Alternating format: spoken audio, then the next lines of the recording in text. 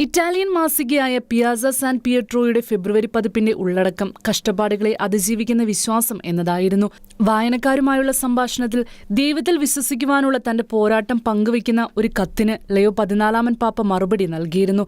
തെക്കൻ ഇറ്റലിയിലെ റെജിയോ കലാബ്രിയയിൽ നിന്നുള്ള നിരീശ്വരവാദിയായ റോക്കോയാണ് ആ കത്തെഴുതിയത്. സ്വയം ഒരു നിരീശ്വരവാദിയായി കണക്കാക്കാനും അതേസമയം ദൈവത്തെ ആശ്രയിക്കുവാനും എങ്ങനെ കഴിയും? ദൈവത്തെ സ്നേഹിക്കേണ്ടതിന്റെ ആവശ്യകത പലപ്പോഴും തന്നിൽ ഉണരുന്നു. എന്നാൽ സ്വയം ഒരു നിരീശ്വരവാദിയായി കണക്കാക്കാൻ താൻ ആഗ്രഹിക്കുന്നു. ഒരുപക്ഷെ ഞാൻ വിശ്വസിക്കുന്നു.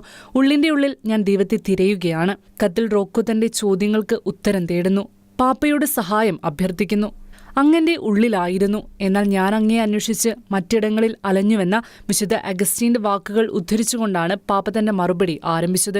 ദൈവത്തെ സ്നേഹിക്കുന്നവർക്കും ആത്മാർത്ഥമായ ഹൃദയത്തോടെ അവിടുത്തെ അന്വേഷിക്കുന്നവർക്കും നിരീശ്വരവാദികളാകാൻ കഴിയില്ലെന്ന് പറയാൻ വിശുദ്ധന്റെ ഈ വാക്കുകൾ മതിയെന്ന് പാപ്പ എഴുതി.